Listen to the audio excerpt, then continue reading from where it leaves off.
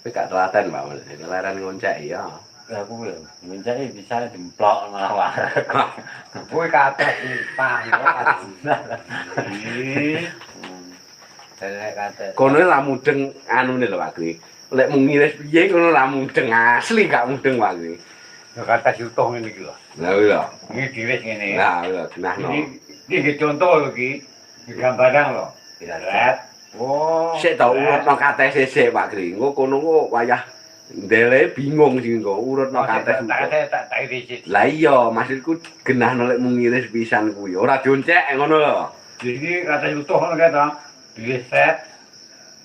Set terus dilamane sikile ngene. Sikile lemari kuwi ngono lho. Iki kate iki mbok iris. Heeh. Red. Kok sedih jam 10 kan.